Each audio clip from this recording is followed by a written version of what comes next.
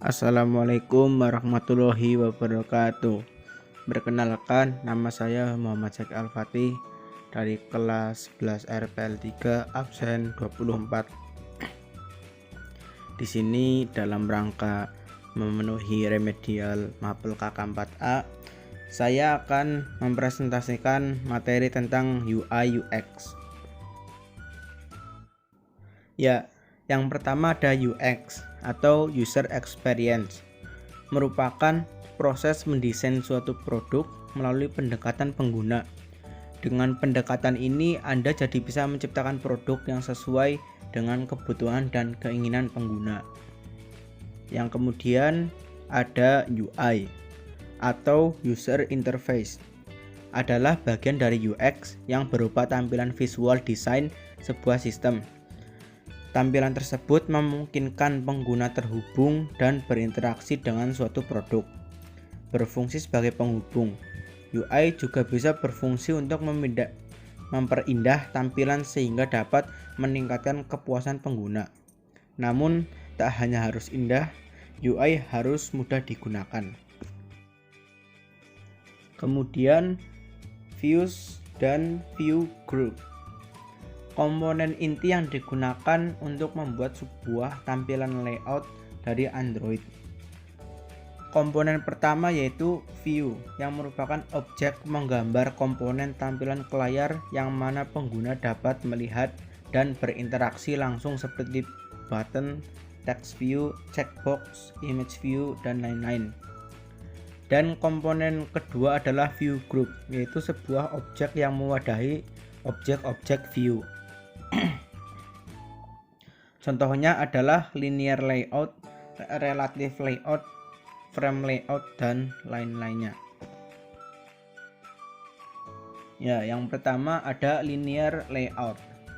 Linear layout adalah sekelompok tampilan yang menyejajarkan semua anak dalam satu arah, secara vertikal atau horizontal. Anda dapat menetapkan arah layout dengan atribut Android orientation. Linear layout akan menempatkan komponen-komponen dalamnya secara horizontal atau vertikal. Linear layout memiliki atribut weight untuk masing-masing child view yang berguna untuk menentukan porsi ukuran view dalam sebuah ruang atau space yang tersedia. Ya, kemudian ada relative layout. Layout yang paling fleksibel dikarenakan posisi dari masing-masing komponen di dalamnya dapat mengacu secara relatif pada komponen yang lainnya dan juga dapat mengacu secara relatif ke batas layar. Relative layout adalah grup tampilan yang menampilkan tampilan turunan di posisi relatif. Posisi setiap tampilan dapat ditentukan sebagai posisi relatif terhadap elemen yang setara, seperti di sebelah kiri atau di bawah tampilan lain, atau di posisi relatif terhadap relative layout induk, seperti sejajar dengan bagian bawah, kiri, atau tengah. Relative layout adalah utilitas yang sangat efektif untuk mendesain antarmuka pengguna karena dapat menghilangkan grup tampilan bertingkat dan menjaga hierarki tata letak Anda tetap sederhana, sehingga meningkatkan performa. Jika ternyata Anda menggunakan beberapa grup linear layout bertingkat, Anda dapat menggantinya dengan relative layout tunggal. Ya, kemudian ada frame layout. Layout ini adalah layout yang paling sederhana. Layout ini akan membuat komponen yang ada di dalamnya menjadi menumpuk atau saling menutupi satu dengan yang lainnya. Komponen yang paling pertama pada layout ini akan menjadi alas bagi komponen-komponen di atasnya. Ya, kemudian ada scroll view. Scroll view adalah layout yang memungkinkan komponen dalamnya digeser atau di-scroll secara vertikal dan horizontal. Komponen di dalam scroll view hanya diperbolehkan memiliki satu parent utama dari linear layout, relative layout, frame layout, dan table layout. Satuan dimensi di Android. Yang pertama, ekosistem Android dikenal dengan fragmentasi spesifikasi perangkat yang sangat bervariasi. Beragam perangkat Android memiliki perbedaan dimensi layar dan kerapatan pixel atau density. Untuk tampilan yang konsisten di perangkat Android, terdapat dua jenis satuan, yaitu DIP atau DP, yaitu Density Independent Pixel, dan SP, Scale Independent Pixels.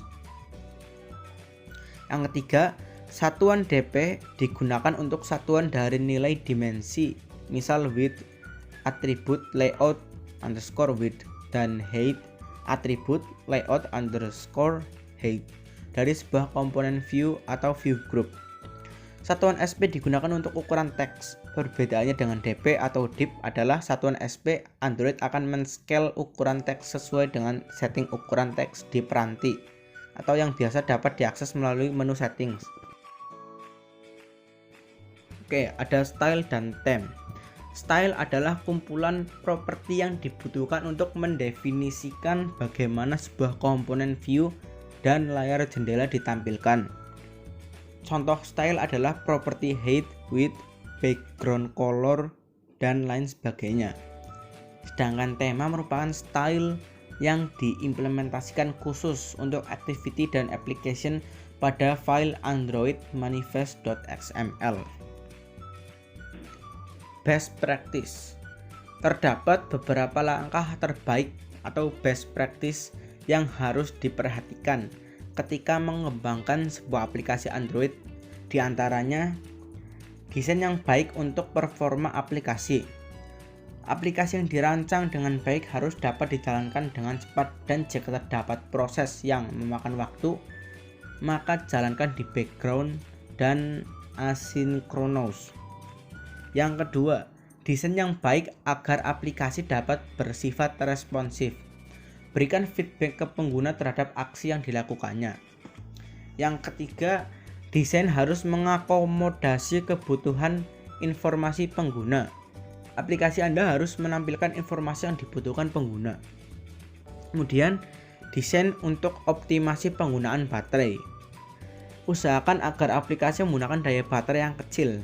Minimalisir penggunaan background service yang tidak perlu. Kemudian yang terakhir, desain untuk efisiensi penggunaan koneksi jaringan. Aplikasi yang baik adalah aplikasi yang efisien dalam memanfaatkan koneksi ke jaringan internet. Ya, kemudian ada Recycler View. Recycle View adalah sebuah komponen tampilan atau widget yang lebih canggih ketimbang pendahulunya, yaitu List View.